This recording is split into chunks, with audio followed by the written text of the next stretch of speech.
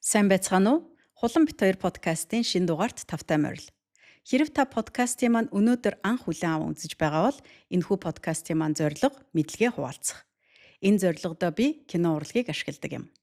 Өнөөдрийн дугаараар бүгдээрээ 2019 онд зохион байгуулагдсан 91 дахь удаагийн Оскарын шагнал гардуулах наадамд нийт 5 номинацид нэр дэвшиж, оны шилдэг кино, оны шилдэг кино зохиол, мөн оны шилдэг эрхтэй туслах дүр гэсэн 3 шагналыг хүртсэн, бодит явдлаас сэдвлэн бүтээсэн Green Book хэмээх гайхалтай киногоор дамжуулж нэн чухал нэгэн сэдвийг хүндээ ярилцах болно. Some guy called over here, a doctor. He's looking for a driver. You interested? I am not a medical doctor. I'm a musician. I'm about to embark on a concert tour in the Deep South. What other experience do you have? Public relations. Do you foresee any issues in working for a black man? You in the Deep South? There's gonna be problems. Promise me you're gonna write me a letter. I promise. Tell me that don't smell good. I've never had fried chicken in my life. You people love the fried chicken. You have a very narrow assessment of me, Tony. Yeah, right? I'm good. Who will be interacting with some of the wealthiest people in the country? It is my feeling that your diction could use some finessing. But why you break my balls? Because you can do better, Mr. Balalonga. Dear Dolores. I saw Dr. Shirley play the piano. He's like a genius, I think. Come on, take it easy. I prefer not to get grease on my blanket. Ooh, I'm gonna get grease on my blankie. This gentleman says that I'm not permitted to dine here. I'm afraid not. How does he smile and shake their hands like that? Because it takes courage to change people's hearts. What are you doing? A letter. May I? Dear Dolores, sometimes you remind me of a house. You know this is pathetic, right? Put this down. The distance between us is breaking my spirit. Falling in love with you, Was the easiest thing I have ever done. P.S. Kiss the kids. that's like clanging a cowbell at the end of Shostakovich's 7. That's good. It's perfect, Tony. Come on, get out now. You never win with violence. You only win when you maintain your dignity. You don't know your own people. You, Mr. Big Shot, doing concerts for rich people. So if I'm not black enough, and if I'm not white enough, then tell me, Tony, what am I? Anyone can sound like Beethoven. But your music, what you do, only you can do that.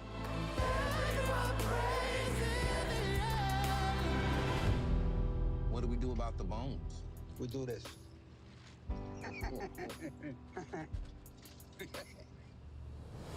Pick it up, Tony. Squirrels would have ate it anyway. Pick it up. За, би өнөөдөр нэг өөрийнхөө бүр хамгийн туртай. За одоо бүр хулаан чи одоо топ 5 киногоо нэрлэх юм бол энэ кино бол энэ топ 5 дотор бол яа харахгүй байна. За нэг тийм киногоо сонгож авчирсан. Шалтгаан нь их учиртай. Ер нь бол яг хуу энэ арьс өнгөөр ялгуурлан гадуурхах тухай кино. Гол мессеж нь бол энийг өгүүлж байгаа кино. Гэхдээ ерөнхийдөө нэг тиймэрхүү төрлийн кинонууд айгүй юм хүнд байдаг шүү дээ. Үзэхэдтэй ингээл бүр ингээл зүрх хэмтрэм те ингээл хүн яаж юм байж болсон болоо гэж оюун санаанд багтахын эцгүй нэг тийм хүнд байдаг шүү дээ. Ерөнхий ийм төрлийн кинонууд. Энэ кино бол ерөөсөө тийм биш. Маш гоё, маш тийм энгийн атлаа. Би зүгээр энэ киног зүгээр нэг үгээр тодорхойл гэвэл үнэхээр үзэгсэлэнтэй кино. За тэгээд энэ 3 Оскар авсан. Тэрнийхэн тухай би сая угаасаа өмнөх хэсэгтэр тайлбарласан 2019 онд шилдэг кино авж байгаа. Энэ кино бол Green Book гэдэг кино, шилдэг киногоор шалгарч байгаа. За тэгэнгүүтээ шилдэг кино зохиолыг нь авчиж байгаа.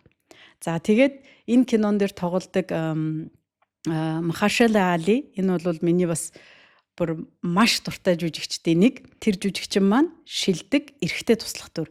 Энэ жүжигчин нийт 2 удаа Оскарт нэр дэвшсэн, хоёуланг нь авч ирсэн. Энэ киноныхоо өмнө 17 он Moonlight гэдэг киногоор бас яг энэ туслах дүр. Удахгүй гол дүрийн Оскар авах гэж би найддаг энэ жүжигчин бол үнэхээр миний бүр хамгийн дуртай жүжигчдийн нэг.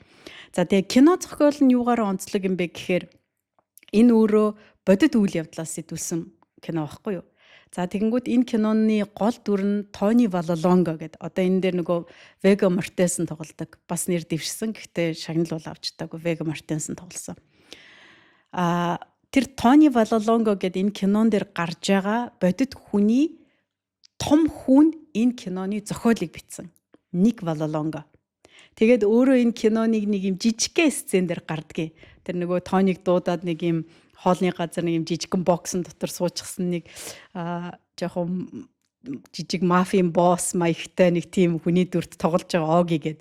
Тэр нь өөрөө энэ Тони Валолонгогийн амьдрал дээр том хүү. Тэгээд энэ киноны зохиолыг хамтран бичсэн. Тэгээд энэ киног бас хамтран продюсерлсан Ник Валолонго. Гол нь энэ киноны зохиолын тэр бүр юм үнэхээр кино зохиол нь яхаарахгүй Оскарын шагнал авахар тийм хэмжээний нарийн нюанстай, утга учиртай одоо бүр юм гайхалтай гоё зохиолтой. Тэгээ киног ингээд үзэж явах явцад маш их инээн тэгжээснэ гинт ингээд игдүү хүрнэ те гинт ингээд уур хүрнэ тэгжээснэ байжээснэ уйлна ингээд ерөөсө сэтгэл хөдлөл мэдрэмж бол ингээд ерөөсө ингээд дээшээ доошоо ингээд савлаад тийм гоё сэтгэл хөдлөмөр юм кино байдаг Green Book гэдэг кино. Яг гоо киноны гол мессеж бол яхаарахгүй арьс өнгөөр ялгуурлан гадуурхаж байгаа тэр 1960-аад оны Америкийн түүхийг өгүүлж байгаа. Түүнээс гадна энэ хоёр өөр ертөнцийн хүмүүс байхгүй юу. За нэг нь бол Тони бол өөрөө боловсрал багтай, жоохон тийм бүдүүлэг те. Тэгтээ гэр бүлдээ нөхцөлгүй хайртай нөгөө Итали гаралтай Америк, Италийн Америк. Италиуд ч нэг тийм байдаг штэ те. Хоолны ширээгээ тойрч сууж байгаа л ингээл бүгдээрээ те ингээл сууж яадаг. Яг нэг тийм гоё игэл жирийн ажилтан нөгөө дундад давхаргын хөдөлмөрч тийм Итали гэр бүлийг төлөөж харуулж байгаа. Нөгөө талдаа болохоор доктор Дон Шерли гэдэг. Одоо энэ бол түүхэнд одоо агуу бас гоц авиаст нь төгөлдөр хуурч ийм бодит хүн. 3 настай анхныхаа одоо перформансыг хийжсэн. Ленинградын хөгжмийн их сургуульд хамгийн анх элсэж орж исэн өнгөт арьстан. За тэнгүүтээ хөгжим, сэтгэл судлал, утга зохиолын одоо PhD буюу докторийн зэрэгтэй. Ингээд доктор Дон Шерли гэж хэлээд байгаа. Тэрнээс биш нөгөө эмч бол биш. Тэрийг бас кинон дээр хэлдэг. Тэгээ ийм газар тэнгэр шиг ийм хоёр өөр ертөнц яг ийм нэг машинд суугаад хоёулаа Алабамагаар намайг нөгөө 2001 онд сурагч солилцоогоор Алабамад би сурсан штэ. Та тэгээд очиод хоёулаа Бирмингhamаас Нью-Йорк хүртэл Грейхаундд суугаад нэг 1700 км урт замыг тууснаа да. За яг тэр замыг чинь энэ хоёр туулаад явахдаа ингээд яг гоо замынх нь бүх мужуудаар ингээд явахдаа 2 сар орчим аялж байгаа. Ийм аяллаа түүхийн одоо хугацаанд одоо хүний тэр сайхан сэтгэл, энэрэнгүй сэтгэл, нөхөрлөл, бие бинийгээ ойлгож байгаа, бие биенээсээ суралцж байгаа. Тэгээд тэр нөгөө энэ хоёр өөр ертөнц чинь ингэж нийлж нөхөрлж байгаа ийм гоё үзэсгэлэнтэй түүх байхгүй юу. Тэгэхээр ер нь бол ганцхан хэлгээд байгаа санаа маань юу гэхээр ганцхан арьс өнгөний үзлийн тухай кино биш. Ерөөсөө амьдралд ийм маш их гоё баялаг шүү. Тэг хүн гэдэг бол олон янз байдаг шүү гэдгийг түүхэн талаас нь боддоор харуулж байгаа юм. Гэхдээ өнөөдрийн нөгөө нэг нэн чухал одоо хүндгэж байгаа сэдв бол яа харахгүй энэ киноны нөгөө цөм арьс өнгөөр ялгуурлан гадуурхах тухай. Яагаад энэ сэдвийг би сонгох болсон юм бэ гэдэг учир шалтгааныг хүмүүс бас гайхаж магадгүй. Монголчуудаас жоохон хол санагдж магадгүй. Та юу гэж бодож байна? Тэгээ монголчуудаас яг хар цагаан арьсны арьс өнгөний үзлийн харилцаа бол их хол л доо. Тийм. Хол. Гэхдээ төстэй үйл явдлууд бол монголоор нэг бай. Төстэй. Санал нэг байна. Энэ киноны тэр нэг хогт хоёр өөр ертөнцийн хоёр нөхөр ирээд нэг машин суугаад ингээд яваад ингээд хүмүүс яг биеинтэйгээ уулзаад ингээд хамт байгаад тэгэхээр өөр төсөөлттэй байснаа ойлгодог тийм ээ. Буруу төсөөлттэй байснаа ойлгодог тийм үү? Яг үнэ. Ингээд яг хүний хувьд контактанд ороод ирсэн чинь те юу вэ ч те айгүй би үүндээ дажгүй юм биш тийм чи ямар дажгүй хүмүүс вэ? Ямар одоо би чи ямар мундаг хүн байдаг гэдэг юм те ямар хүний энийг бол нөгөө хүн ёсны харилцаа гэж хэлээд байгаа байхгүй. Тэгэхээр аав нэнэ чинь бас биеэр их мэдрэлтэй. Хардын намын нөхөртэй машин суугаад нэлээ холтой хөхөд. Тэгэл баялаас үл. За юу. Эцэг нөгөө улс төрийн намын хоёр хүн чинь эхлээд их цэвдэг болсон тэр байж. Тийм үү. Тэгэл одоо жоохон ингээд холын аянд ингээд яваал ингээд ингэсний дараас та бүх Батулга таач штэ ийм хүн байсан юм уу гэл ингээд нөгөө ч ядвал тэр хүн чинь дандаа миний тухай нөгөө цуу мэдээ олны яриа ховж сонсч ирсэн болохоос биш те.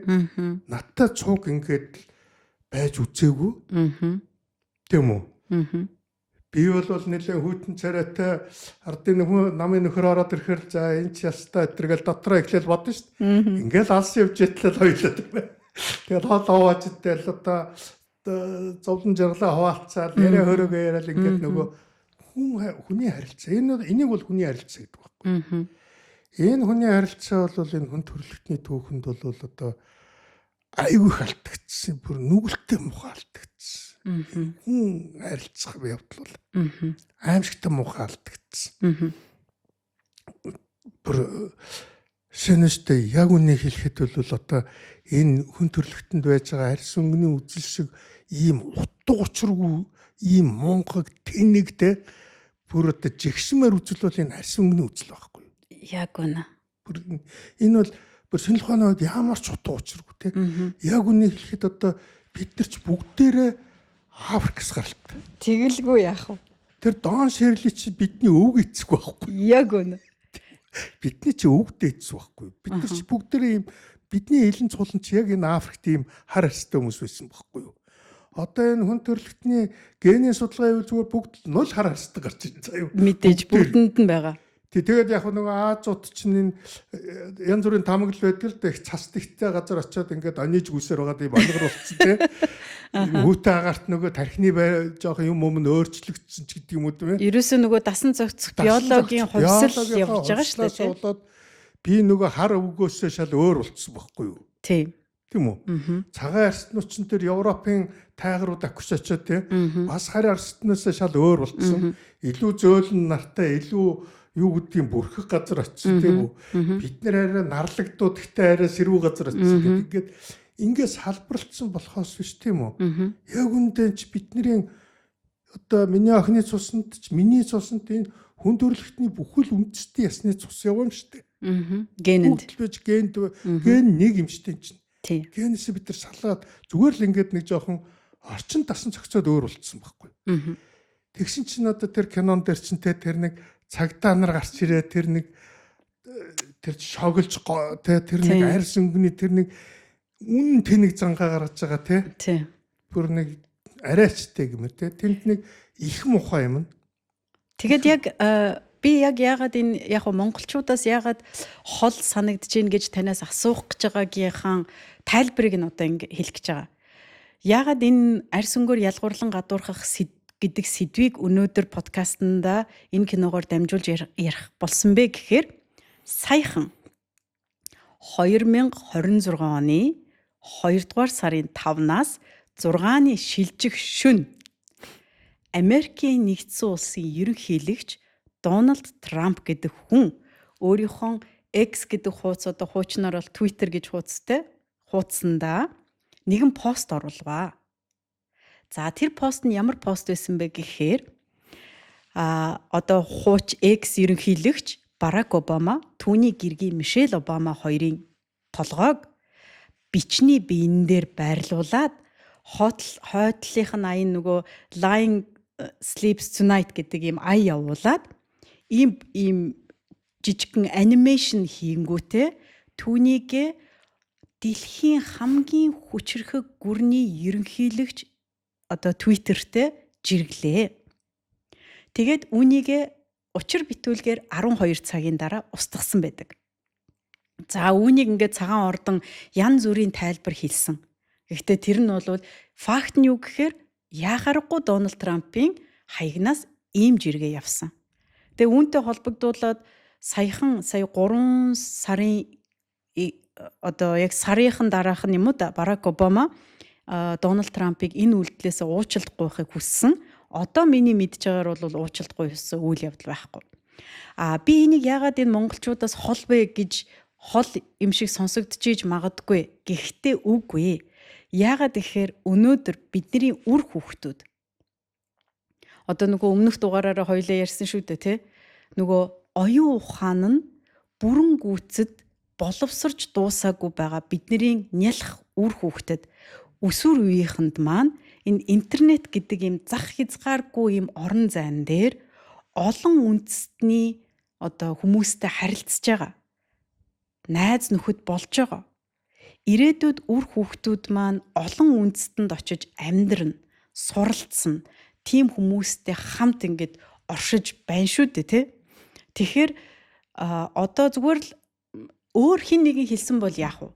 Гэхдээ эн чинь бүхэлдээ Америкийн ерөнхийлөгч ингэж хэлчихээр үүнийг яах вэ нөгөө ойлгохгүй байгаа, бүрэн ойлгож таньж чадахгүй байгаа, юу гэдгийг буруу зүвийг ялгаж салгах чинээндээ хүрээгүй байгаа тэр үр хүүхдүүд маань энийг хэвийн зүйл юм байна гэд ойлгохгүй гэдгээс би болгоомжилж байгаа. Үндсэндээ айж байгаа. Та юу гэж бодож байна? Тэ Америкийн ерөнхийлөгч Трампын гаргасан тэр үйлдэлийг би бас одоо яг тэр тухайн үед нь тэ бөөн шууган болсон шүү дээ. Бөөн шууган боллоо шүү дээ. Гэтэ би их гайхсан юм. Гэхдээ тэр гэхдээ миний бодсноос ч харьцангуй Америкчууд хүлээцтэй хандах шиг харагдсан надад. Хар арстан гэж хин ямар одоо гарал үүсэлтэй гэдгийг нь би одоо нөгөө шинжлэх ухааных нь талаас нь баг зэрэг тайлбарлангаа танаас бас яагаад энэ арьс өнгөөр ялгуурлан гадуурхах гэдэг үзэл ингэж айхтар одоо дэлгэрвэ гэдэг талаар түүхэн талаас нь тантай ярилцъя гэж бодож байгаа. За миний ойлгож байгаагаар миний мэддгээр хүн төрлөختөн Африк тивд үүссэн. Та түрүү хэллээ шүү дээ тий? Африк тивд үүссэн.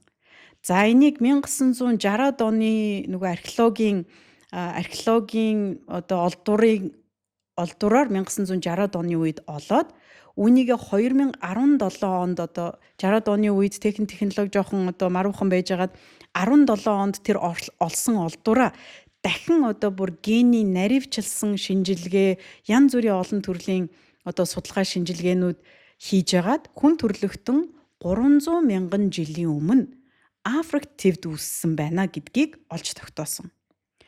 Тэр олсон одоо фосил буюу арга яс нь одоогийн Марокко гэдэг улсын одоо нутаг дэвсгэрээс олдсон байгаа. Тэрийг Жабел Ирхуд ганц хүний олдур биш үү? Тэр чинь нэг юм 5-6 хүнээс тогтож байгаа. Тийм одоо нэг юм жижиг бүлэг одоо юу гэдгийг одоо бүлэг байх нь л дээ тий.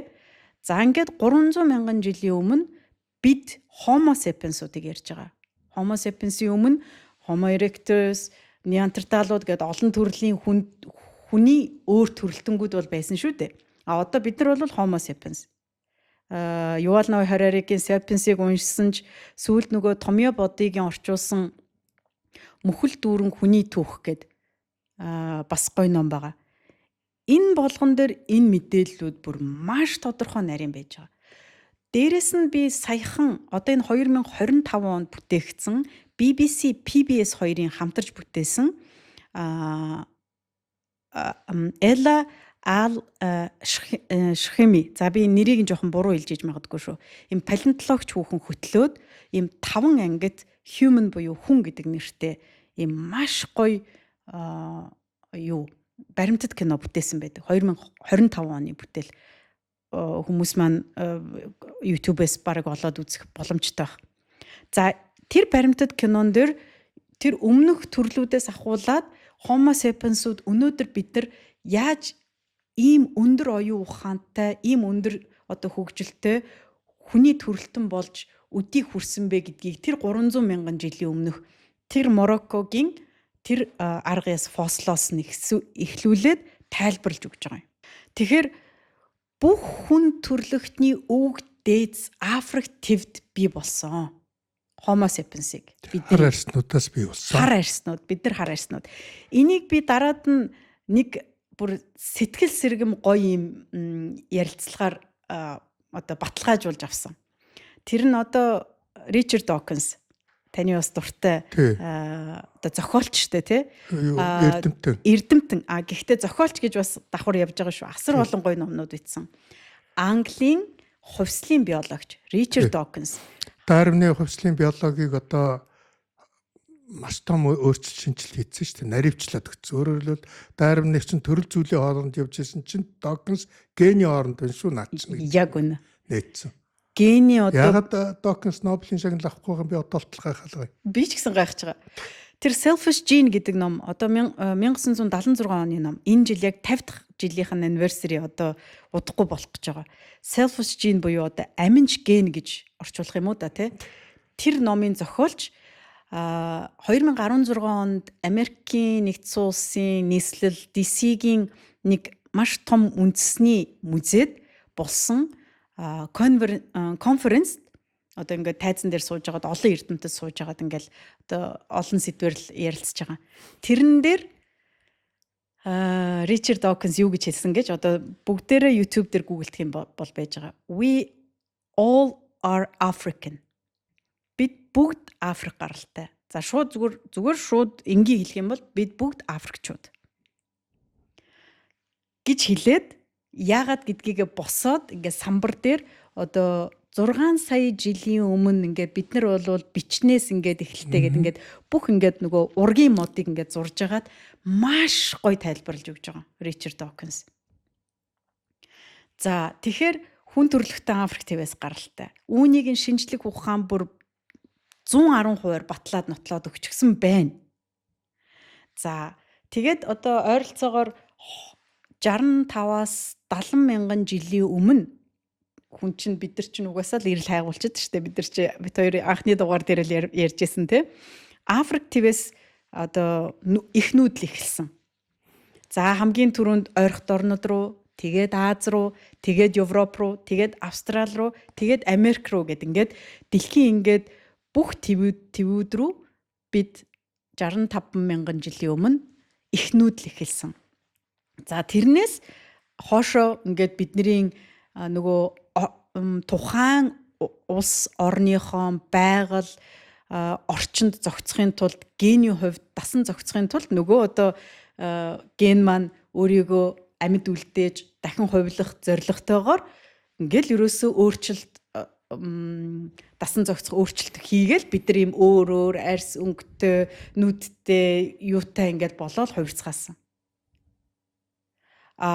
Африкт ягаад Африкт бид нар үүсэхдээ ягаад хар арьстай юм бэ гэдг нь зүгээр л ерөөсөө Африк төв гэдэг бол Эквадорын одоо тэр халуун нартай хамгийн ойрхон байгаа хэсэг тийм үү.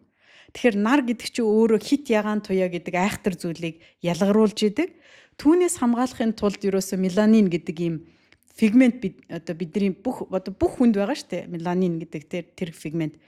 Тэр пигмент нөгөө нарны хит ягаан туяанаас тухайн хүнийг хамгаалахын тулд одоо генэ хамгаалахын тулд тий амьд үлдэхийн тулд генэ хамгаалахын тулд одоо наандчил арьсны хорт хавдар болохгүй тулд тэр меланин гэдэг пигмент ихэр л ялгараал тийм хар өнгөтэй байж байгаа.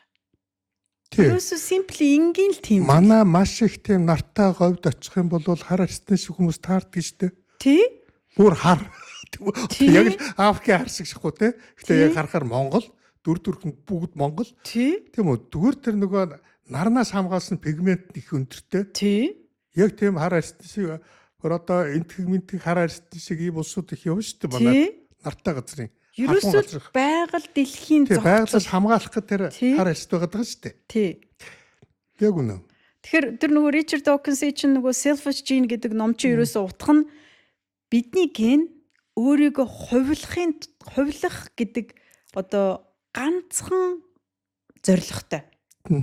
Энэ зорилгын төлөө ёстой юу л бол юу хийхэд бэлэн.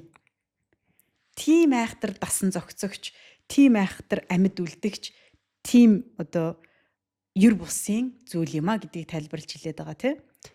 Тэгэхээр ерөөсөө бидний ген л тэр бүгдийг шийдэж байгаа. Гэтэл яагаад энэ арьс өнгөөр ялгуурлан гадуурхах гэдэг юм одоо бүр юу гэж хэллүүл бүр болох юм дээ одоо бүр хэлэх үг олдохгүй юм л да. Бүдүүлэг гэдэг бол бүр аюу хөнгөн үг байгаа байхгүй. Балмад одоо асар бурангүй зүйл. одоо Тий. энэ хаана яач юу болчих вэ? 10,000 жилийн өмнө төр тус бий боллоо. 10,000 жилийн өмнө одоо Нийл мөрний ирэг дээр тийм үү? Египтийн фараонууд гарч ирээд ингээд том төр тусууд бий боллоо шүү дээ одоо. За энэ бол соёл иргэншлийн одоо анхны эхлэл үлгийн нутгууд. Соёл иргэншил бий боллоо. Энэ соёл иргэншлийг дагаад нэг айхтар юм гараад ирсэн. Боолчлал гэдэг юм гараад ирсэн. Боолчлал энэ одоо маш эвгүй үзэгдэл гараад ирсэн. Боолчлал. Энэ хүн хүнээ боолчлохыг хүсдэг. Ийм хүсэл эрмэлзэл гараад ирсэн байхгүй. Хүн хүнээ боолчлохыг хүсдэг. Яг doktor штэ үхэр малыг ингээд хүн аваад гэршүүлээд тийм үү. Тэгээ хэрэгтэй үедээ хүнсэнд хэрэглээ тийм үү. Тэгээ тариулаад одоо анжис зүлгээд тийм үү нөгөө үхэрд. Илжиг мэлжигт ингээд амтныг гэршүүлээд гаршуулаад тэгээд эзэмшдэг байсан. Гэхдээ амтан ч байшин барьж чадахгүй штэ, пирамид барьж чадахгүй штэ. Энийг хэн чадах юм? Энийг хүн л чадна. Тэгнь үстэй. Тэгнь. Би амтныг хичнээн зөөртэй ашиглаад би пирамид бариулж чадахгүй. Орлох хөдөлмөр амтан над хийж өгөхгүй. Ордон барьж чадахгүй. Тэ. Пирамид барьж чадахгүй. Тийм үү? Гүүр зам барьж чадахгүй. Надад одоо цэвэр халуун ус бэлдэж өгч чадахгүй тэд нар тийм биз дээ. Тийм. Гэх мэтлэн. Одоо сексийн би одоо өөр төрөл учраас сексийн үйл ажиллагаа явуулж чадахгүй тэр тийм биз дээ. Инхээр зэрэг нөгөө боолчлал гараад ирэхгүй. Боолчлох хэрэгцээ гарч ирэхгүй нөгөө хүн хүнийгээ боолчилж байгаа. Тариулмаар байна шүү дээ. Үхэр бол анчиж чирээд явна тийм ээ. Гэтэ үр цацаад явахгүй шүү дээ. Тийм биз дээ тийм ээ. Гэхдээ адуу малын малч чадахгүй шүү дээ үхэр. Адуу биенээ мална гэж байхгүй шүү дээ. Тийм биз дээ тийм ээ. Инхээр бол хүн хүний хөдөлмөр одоо хүнд хүний хөдөлмөр хэрэгтэй болсон байна. Хүний хөдөлмөр хэрэгтэй болчихгүй юу?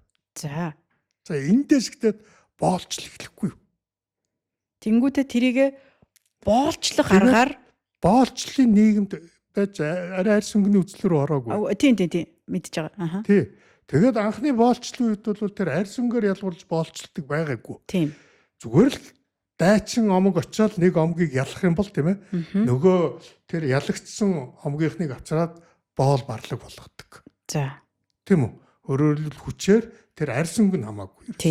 Хүн л бол авчраад хар байна уу, шар байна уу, цагаан арьстай байна уу тэр нь авагт хамаагүй. Тэр нь бол боол. Тийм үү? Ромчууд одоо эзлэн төрөмгөл хийлээ. Тийм үү? Цагаан хар бүх тийм ээ. Шар мар бүгдийг авчраад боол болгоод тэгэл хооронд нь алцуулаад гладиатор гэл тийм ээ. Колесед авчир толдуулаад ингээл зугаа зингээ идэг үл. Тийм биз. Тэгэхээр анх тийм арьс өнгөний ялгуурл байгаагүй. Зүгээр л боолчлал гэж зүгээр боолчлал байсан. Тэр боол бол дор дамтан. Амтан ерөөс. Тэгээд тэр грек хүн хүнийг боолчлон тийм ээ, ром хүнийг боолчлон, ер нь ялсан нь боолчлон. Одоо Америк улс бий боллоо шүү дээ. Америкийн нэгдсэн улс гэж бий боллоо. Тийм үү? За тэрнээс өмнө Америкчин Английн колони байлаа шүү дээ. Английн колони байсан. Тэгэхээр Америк дээр нөгөө Англи руу нээлтүүлдэг хөвөн тариаллын асар их талбайтай. Хөвөн тариална, өөрөөр хэлбэл газар тариална. Тэгээ тэрэн дээр ажиллах хүн хэрэгтэй болоод байгаа байхгүй. Тийм учраас Америкч нь дэлхийн хамгийн том боол худалдаа авалтын орн болсон байхгүй. Тэгээд Африк руу очиод нөхөө Европод ч одоо тийм үү?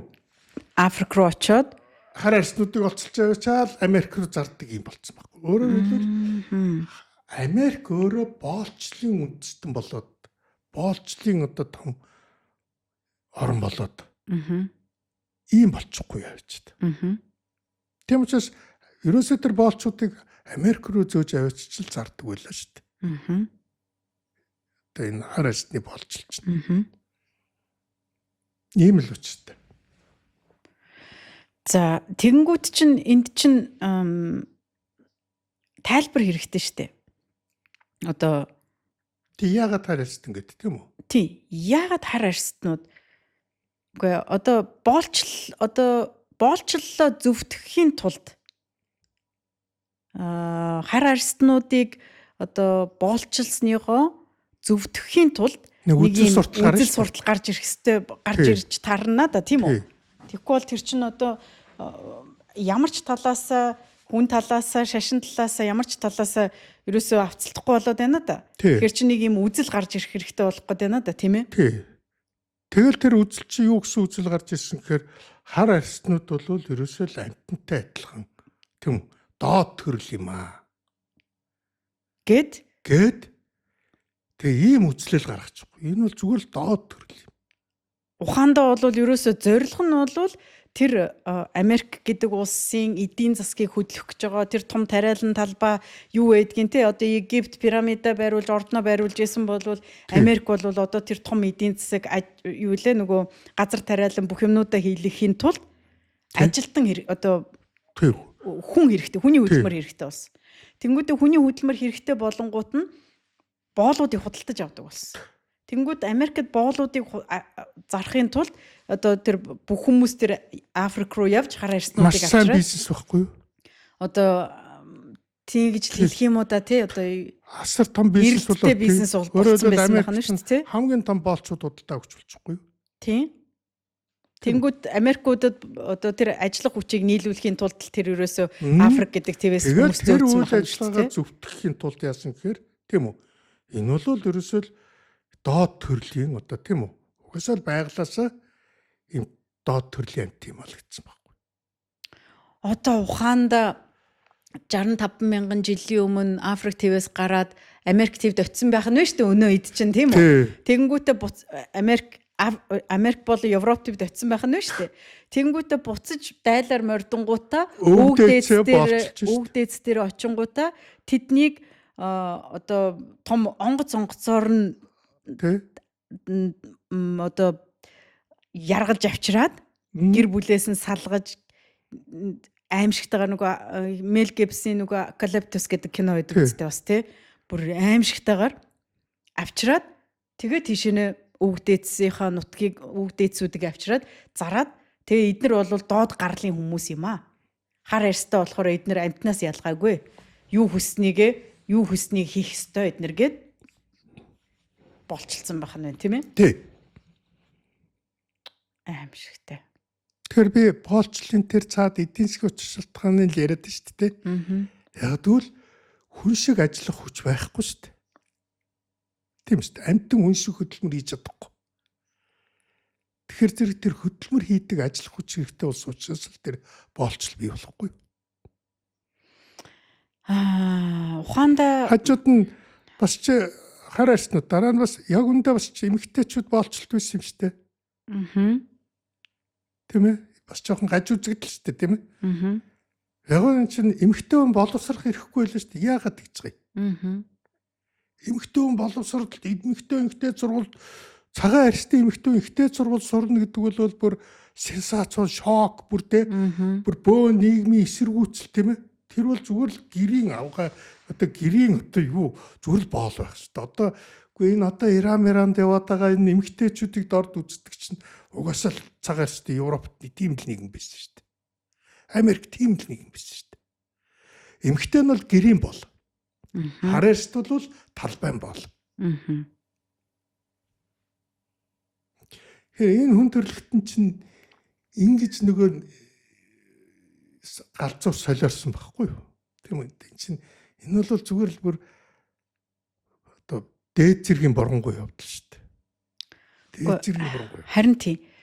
Тэгээд тэр одоо сая тэр дээд зэргийн энэ боронгүй тэнэглэлийг Америкийн ерөнхийлөгч гаргаж ирж байна гэдэг бол тийм үү? Үгүй энэ одоо би бүр одоо хараа бүр Абрахам Линкольны сүнс босч ирээд Дональд Трампын үйлдэлийг харах юм бол дурсахын хууландаа гэж бүр бодохоор тийм гаж бүр юу болчихвоо гэмээр бүр ингээд ингийн зургуу юу болчихвоо гэмээр тийм аимшигтай үйлдэл хийгээд тэгээд түүндээ тайлбарлаж байхгүй, уучлалтч байхгүй. Тэр чинь бүхэл бүтэн 12 цаг интернетийн орчинд байж байгаа хэдэн мянган хүмүүс аваад хадгалаад скриншот хийгээд тавьчихсан байж байгаа шүү дээ.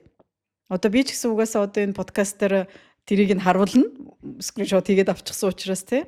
Одоо бол устчихсан байж байгаа. Гэхдээ тэрийг гаргаж ирээд ярьж исэн зөндөө олон одоо эрдэмтэд зөндөө олон жирийн болоод бүх төрлийн хүмүүс тэрийг сошиал дээр ярьсан.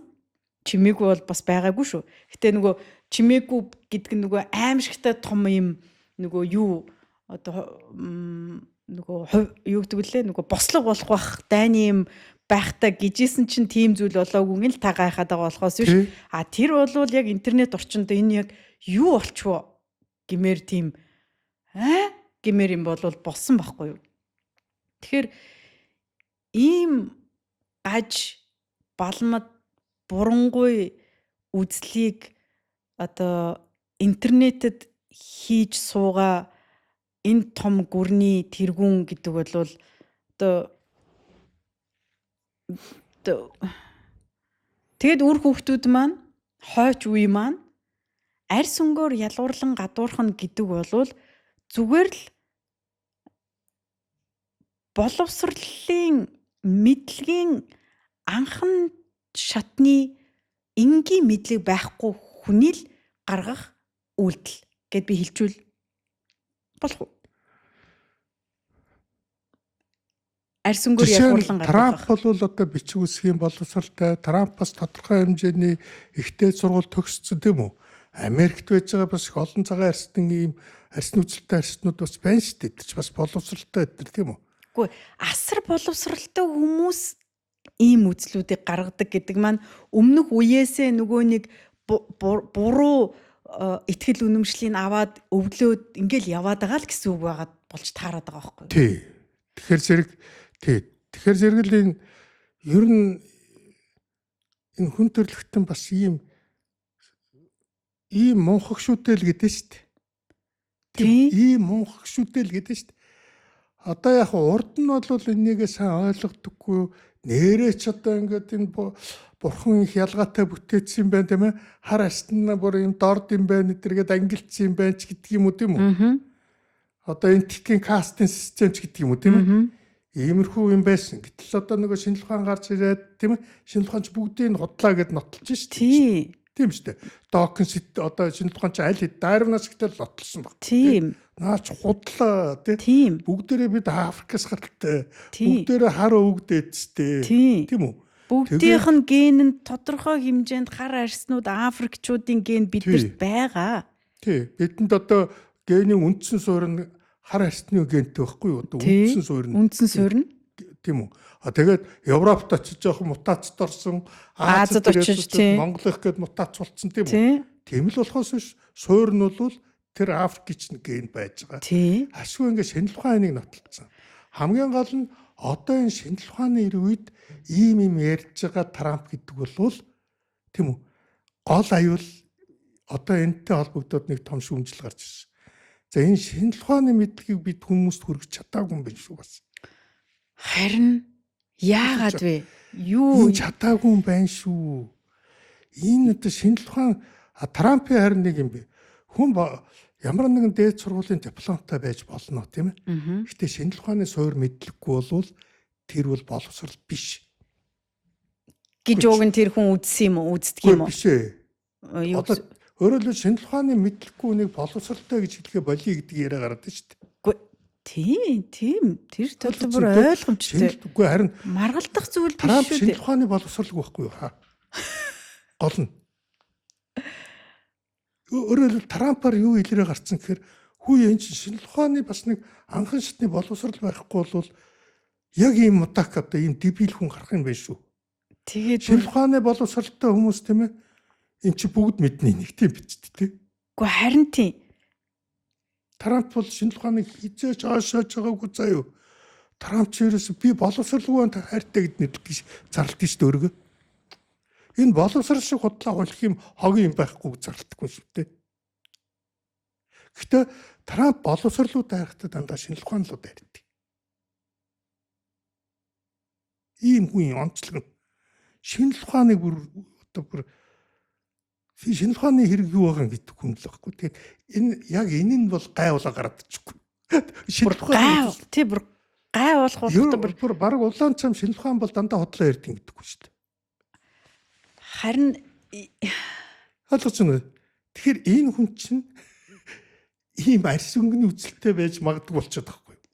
тэгээд одоо миний 11 настай 12 настай 16 17 настай хүүхдүүд Дональд Трампын хэлж байгаа үгийг хүссэн үсээгүй тэр нь алгоритмаар нь TikTok дээр нь ч юм уу Instagram дээр нь гараад ирэх хэрэг гэдэг юм дээр нь. Тэгээ ингээ гайхаад эн чин одоо ээжээ, эн чин ааваа, өвөө эн чин одоо энэ хүн чи юу ярьж байна?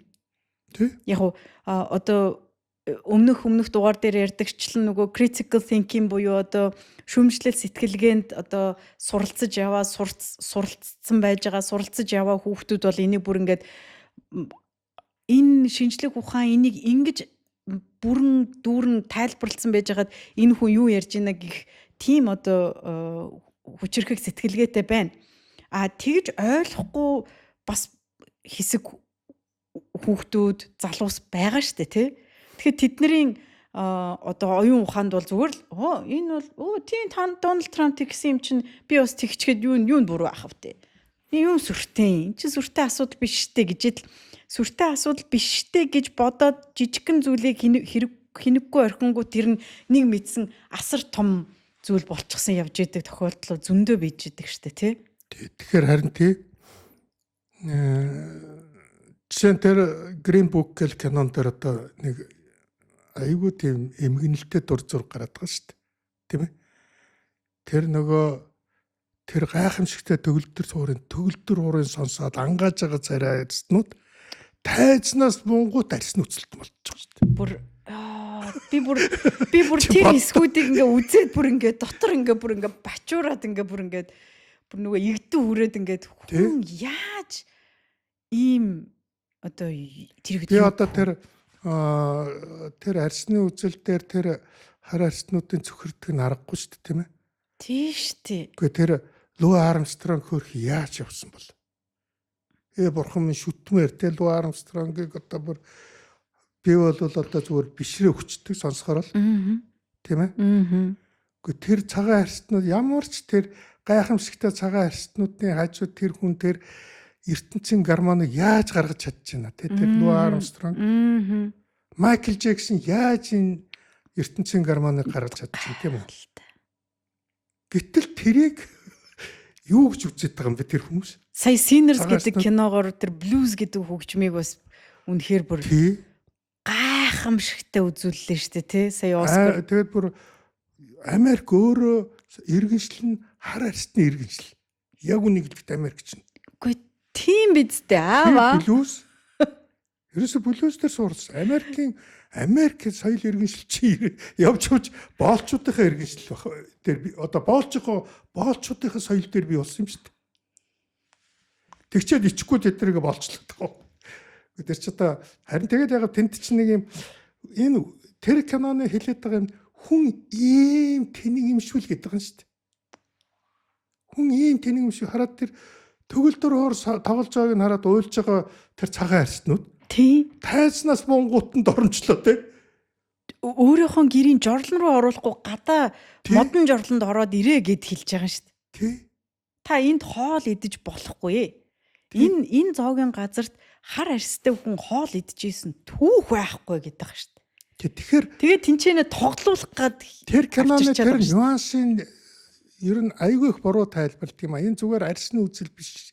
Илүү бас нэг айхтрын маруулсан. Тэрэн дээр юу гэхээр та нар өөрсдийнхөө бодож байгаа бодлыг тархиа их сайн бодоод үзээрэй. Тийм үү? Та нарын тархи чи аюулгүй салж ажилтгий шүү. Та нар дотор арьсны үзэлтэй нэг хэсэгч байна. Тийм үү? Тэгсэн мөртлөө арьсны үзлээ таахгүй нөгөө юуг нь бүтээлийн сонсдог хэсэгч байна тийм ээ. Энэ та нарын тархи гэж бөөн замбраагүй юм шүү гэдгийг хэлээд байгаа. Хүний тарих гэж ер нь өөрөө бөөн замбраагүй юм байна. Бөөн замбраагүй шүү. Зүгээр chaos тийм ийм замбраагүй. Тий. яаж тэр хөгжимчнийх нь хувьд шүтэн биширчгээтэй хүнийх нь хувьд илжиг мал шиг үзэж байгаа юм бэ гэдэг чинь наад тархич нь нормальны вэ гэдэг. Одоо нөгөө когнитив психологчид Стивен Пинкер эдрийг хилээд байгаа юм тэр байхгүй юу? Наад тархин дотор ч бөөн олон модулууд байна. Энэ модулууд ч ингээд тустай ажиллаад байна. Наадхаа эренблэхгүй болвол тийм үү? Энийн хармоныг нь олохгүй болвол тийм энийхээ эв зохицлыг олохгүй болвол тийм үү? Ээдээ хүн чинь их тэнэг шүү дээ. Тэгвэл та бол ухаанд рационал байж чадахгүй шүү. Рационал байдаг гэдэг бол тэр тархинд олон биегүй одоо тэр тархинд олон ухамсаруудаа эв зохицолд оруулаа. Ингүүл та айгүй нормальны болно. Энэ эв зохицолд оруулах эхний алхам нь шинжлэх ухааныг зөв таньж мэдж ойлгож мэдлэгт суралцахаас эхэлнэ үстэй тийм үү? Ухааныг зөв тань тийм ээ. Тий. Тархиныхаа зөв одоо модулууд одоо олон дэд ухамсаруудад хооронд нь уялдуулахын тулд Green Book-ийг үз. Заавал үз. Тэгээ Dawkins-ийг сонс тийм үү? Тий. Мөн үү? Түүхийг үз. Тэр баримтат киног үз. Тий, баримтат киног үз. Ингүүл тийм үү? Ерөөсөө одоо когнитив психологийн би юмнуудыг үзээд ирэхээр одоо нэг бас нэг тархин дээр нэг том шинжлэх ухааны одоо тархины хүрээнд нэг том хувьсгал болоод байна. Тархины нэг модуль хөгжүүл хүмүүс жоохон нормальны галзуу болно шүү гэж гараад тахшгүй шүү дээ. Жишээ нь математикч одоо математикаас өөрөө боддоггүй математикчдаа ихэвчлэн галзуурч өгдөг. Ухаандаа энэ таны түрүүний хэлдгээр хоёулаа өмнө бас дугаараар нэг дурдсан санагдаад байна. Хүний тархин дотор олон модулууд байгаа. Тэрийгэ бүгдийн жигд ажиллуулахгүй бол жигд тийм үү? Хармони гэдгийг ч одоо монголоор юу гэх юм бэ одоо эв зохицолтой тий? Эдрийг энэ тархинд байгаа дэд ухамсаруудаа хооронд нь жоохон жигд ажиллуулахгүй бол нэгэн цойлол тархины чинь нейронуудыг дарамтлаад сүүлдээ тархины нейроны хэвийн үйл ажиллагаа бүх нөгөө тархинд илэгт цахилгаан хиймийн бүх үйл ажиллагаа ч алдагдаад утга учраа алдаад тийм үү? Одоо аавах нь маш сайн таньдаг одоо математикч одоо Монгол залуулт тэ гайхамшигт тэр тэгтээ математикаас өөр юу ч боддоггүй. Тэ өөрхий галзуураад байшин дээрээс унаа өгсөн шүү дээ. Тийм үү? Тэгээ эн чинь бас одоо яригадаад идэх болчихлоо шүү дээ, тий? Тийм учраас энэ дайлманд бол хүмүүстэй бол бид нэр хэлэх ёстой юм юу гэхээр ингээд юмыг жоохон жигд барихгүй болвол. Дахин хэлж штэ та бүр тий. Дахин хэлж байна. Тэгэхээр одоо тэр энэ одоо хятадын эсрэг үзэлттэй улсуудын чи яриаг сонсохоор шүү дээ, тий? Өвчлөлтсөн улсуудын туушсан улсуудын яриа тий? Тэр туушсан улсын яриа эрүүл ухаанд багтахгүй яриа байгаа шүү дээ. Би бол бүр сонсож үзээгүй бар сонсч чадахгүй байх. Хятад хүн бол хуурс юм аа гэдэг. Тэг чи юу ярьдаг вэ тэр үуч. Ийм яриад байж шүү дээ чинь Монгол хүн. Одоо 2000 онд шүү дээ. Одоо орчин цагт AI гэдэгтээ бид нар зэрэгцэн оршиж байгаа шүү дээ. Одоо ойлгохгүй бол AI-аас асуу. Тэгтээ ганцхан хийж амьдрах гараа ганцхан хятад руу яв заа юу. Тэгтээ хятад бол энэ ертөнцийн хамгийн муухай хуурс гин. Үгүй тэгээд өөрөөр нөгөө тархин дах дээд ухамсар ч ингээд бүр зүгээр ингээд замбраа галтцсан юм шүү дээ. Боддоо. Энэ хятад гэдэг чинь базар байна, энэ чинь агуу их соёл иргэншил, агуу хүн тийм ээ. Түүхээсээ л тийм байсан. Түүхээсээ л тийм. Бид азарын хятадын хажууд байдаг одоо омог байсан учраас бид хятадын хажууд байдаг үндэстэн байсан учраас бид аюулгүй тийм чадaltaй болж авсан. Тийм үү? Яг бол энэ их том иргэншилтэд өрсөлдөж амьдэрсэн бид. Энэ бол биднийг би аав нь одоо тэр нууц тавчааг уншаал би зүгээр л биширдэг. Одоо нууц тавчааг уншихаар ингээд бүр өвгдээцээрээ бүр бахархна. Гэтэ тэр сод ухаан нууц тавчааны тэр сод ухаан яаж энэ гарав тэр нүүдэлчин дотор тийм ээ. Одоо тэр хоньны арьсан дээл өмсөд давхиж яваад нүүдэлчин дотор яаж гарав? Яагадгүй бид хятадын иргэншилтэд өрсөлдөж исэн нүүдэлчтэй. Одоо хятад нь бол зовлонгийнх нь их үүсвэр учраас тэр зовлон даван туулахын тулд бид нар хүчирхэл болоод байсан байх нь шүү дээ. Хүчирхийг л болгосон. Гайхалтай шүү дээ. Хүн төрөлхтний түүхэнд шүү дээ. 13 дугаар зуунд англ зөндөө улс байгуулагдчихсэн заа юу. Монголчууд чиг яг өөрийнхөө түүхийг ингээд бид улс удаад ингээд бид эзэнт гүрэн болоод ингэсэн юм шүү гэдэг түүх хүч ус байдаггүй шүү дээ. Одоо нууц товч байгаа. Аристотель ч тэгээгүй гайхдаг. Аристотель фрак хүн. Одоо фрак гэдэг чи одоо грекийн ард талд байсан. Ийм жижиг улсууд одоо Монгол шиг улсууд байхгүй юу? Тэгэл байн грек рүү уулгал довтолдог заа юу. Тэр хүн төрөлхтний түүхэнд фракчууд 3 одоо агуу хүмүүс үлдээсэн. Нэг нь Аристотель, нэг нь Александр Македонский заа юу. Нэг нь Спартак болчуудын ирчлөөний төлөө тэмцсэн. Гуруула фрак хүн. Гэхдээ тэр Аристотель гэдэг сууд хүн ягаад фрака түүхийн бичээгүй би одоо л гайхдаг байхгүй. Одоо манайхаар нууц товч байгаа бичээгүй юм болоо. Фракчуудын нууц товчид дэлхийд нууц товчтой ус байдаггүй. Гэтэл Монгол өстө тэр нууц товчийг шидэт реализм гэдэг. За нууц товчны дараа би чамтай нэг дараа тухтай нэг бүр юм тусгай дугаар гаргая те. Ерөөсөө нууц товчоод өстө би тэрийг үзэхээр л бахархаад идэв. Тэгээд би одоо энэ яриа угаасаа яг нөгөө арьс өнгөөр ялгуурлан гадуурхах гэдэг санаан дээр илүү төлхөө тогтож байгаа ч гэсэндээ энэчнээс нэг үгийг би яг салгаж аваад ялгуурлан гадуурхах, дээрлэх, нэгнийгээ одоо бүүлидэх, одоо бидний одоо орчин цагийн залуучуудын хэлээр бол бүүлидэх гэдэг энэ зүйл одоо сүүлийн үеийн мэдээ, сүүлийн үеийн үйл явдлууд ингээд сонсоод байхад айгүй их юм түгээмэл болоод байна л да. За энэ цааталтай маш олон учир шалтгаануудтай байгаа. Гэхдээ би сая нөгөө нэг та нууц товчоо яриад өвөг дээдсээ ярьсан учраас би нэг ийм асуулт асуух гээд байна. Бидний өвөг дээдс Чингис хаан миний ойлгож байгаагаар ер бусын тийм ялгуурлан гадуурхах гэдэг үзлийн эсрэг байсан хүн гэж би ойлгодог. Тэглгүй. Одоо хар хоринд байгаа тэр нөгөө хар хорино байгуулаад хар хориндоо тэр шашин шүтлэг юу илээ те. За дээрэс нь нөгөө өөрийнх нь зөвлөхүүд, өөрийнх нь түшмлүүд, өөрийнх нь тэр нөгөө нэг энэ их том хамаг Монгол улс энэ их том эзэнт гүрнийг байгуулахын тулд зөвлөж явсан олон хүмүүс нь олон үндэстний хүмүүс байсан гэж би ойлгодог.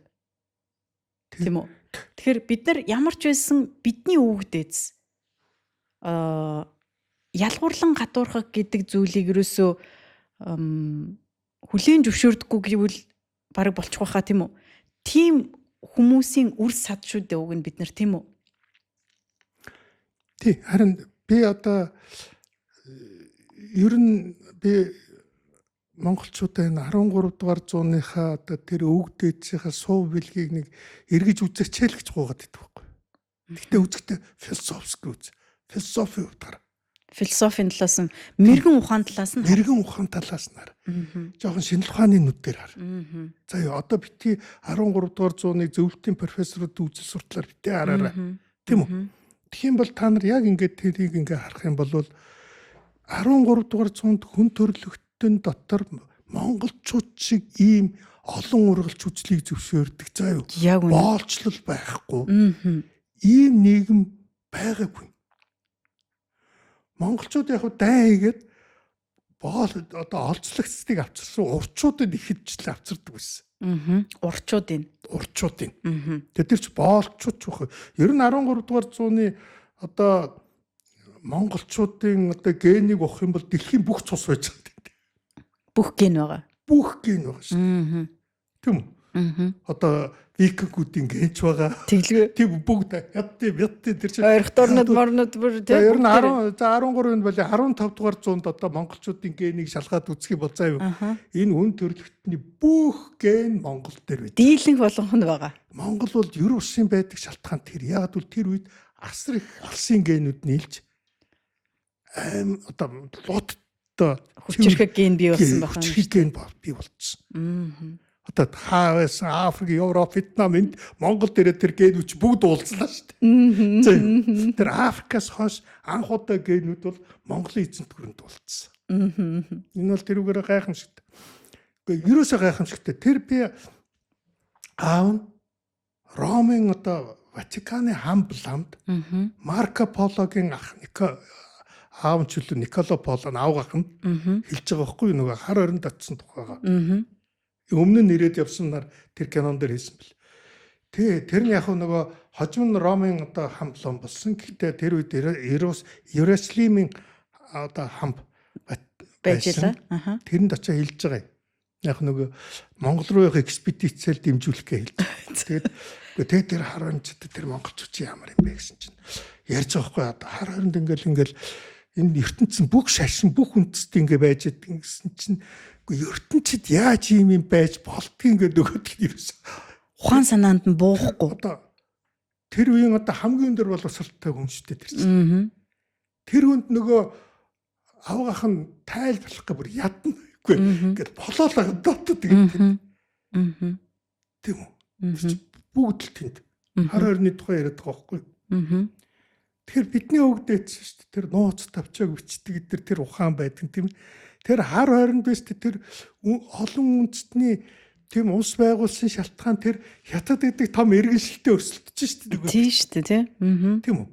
Тэгээд тэр чин том одоо манай тэр Чингисийн хүүхдүүдийн өв заргаламжлсан улсууд чинь бүгд өөр соёлын улс шүү дээ. Нэг нь христийн соёлынхан болсон тийм ээ. Нэг нь исламын соёлынхан болсон тийм үү. Нэг нь бомбын шашинтан болсон, нэг нь юу гэдэг тийм. Энд бидний юм хүн төрөлхтөнд ийм бид нар нэг удаа байгуулж гисэн монголчууд. Нэг удаа ингэж байгуулж гисэн. Тийм бид чинь өвгдөөцтэй одоо мөн ийм гайхалтай өвгдөөцийн үр садууд шүү дээ тий. Тэгэхээр өнөөдөр хичнээн Харвардын их сургууль, Йелийн их сургууль, за юу гэдгийг том дэлхийн том сургуулиудын диплом өвөрлсөн хэрнээ хин нэгнийг ялгуурлан гадуурхаж байгаа. Арьс өнгөөр ялгуурлан гадуурхаж байгаа.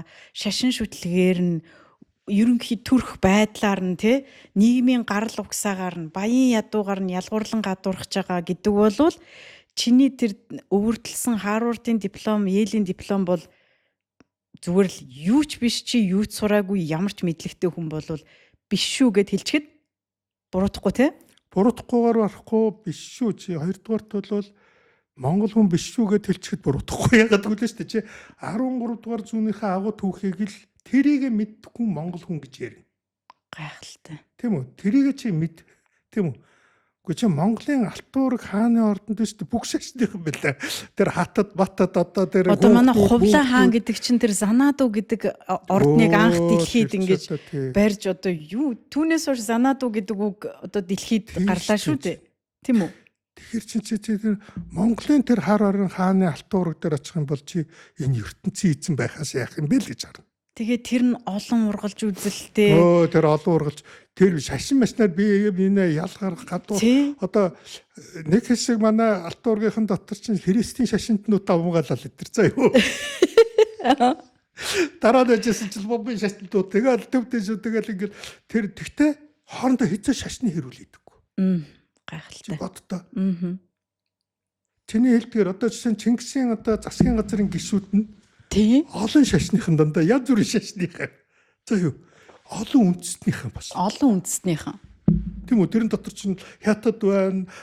Одоо лалын одоо тэр энэ бухай одоо юу гэдэг нөгөө перс хүн байж гэн тийм үстэй те. Европ хүн байж гэн. Хүн төрөлхтөнд анх удаа тийм засагтай байлаа шүү дээ бид чинь. Тийм. Олон үндэстэн ойлын соёлын төлөөлөгчийн гишүүнтэй засгийн газрын танхимтай байлаа шүү дээ бид нар чинь. Гэхдээ тэгэхээр би бол хэлээд байгаа энэ арсны үзэлтнүүдийг Монгол биш ээ гэж би жиргээд идэв тэр. Яг л чи 13 дугаар зууны өв залгамжл биш шүү гэдэг байгаа. Хаанаас ирснээ чи мэдэхгүй байна. Хаанаас ирснээ мэдэхгүй байна чи. Тийм ямар ч байсан тийм байна. Тэгэхээр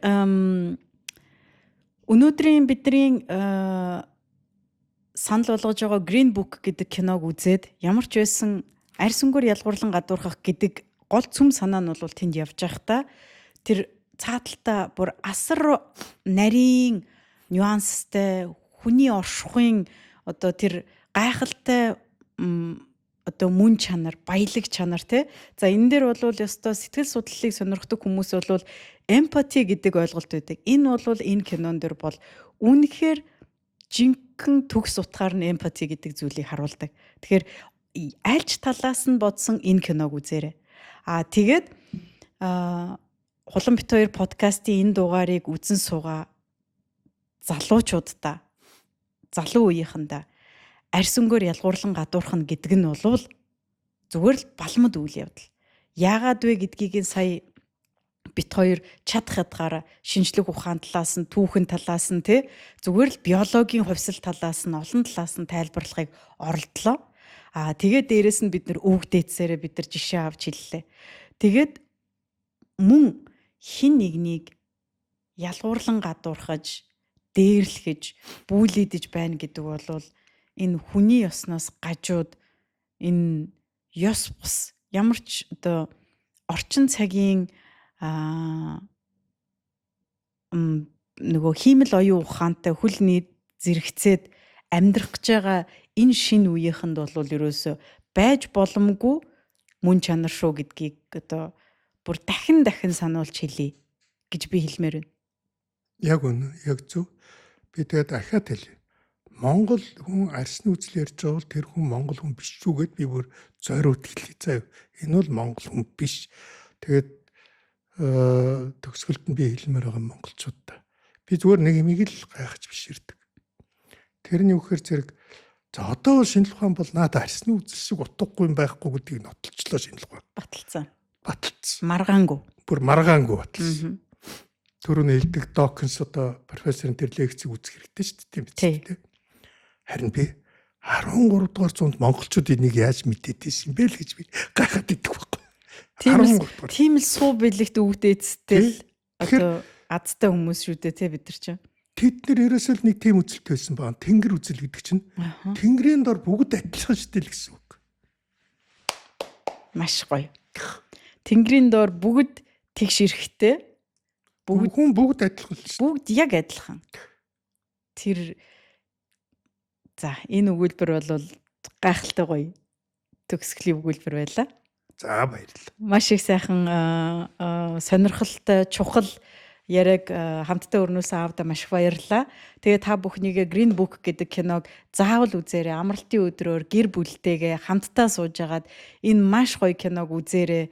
Тэгээд залуустаа нэг нэгээ ямар ч байдлаар нь ялгуурлан гадуурхаж, дээрлэхэж, бүүлидэх энэ үйл явдлаа энэ үйлдэлээ одоо зогсоогоор нэгээ хайрлж, энэрч, ойлгож тэр хүний оронд өөрийгөө тавьж те одоо сурцгаагаараа гэж уриалмаар байна.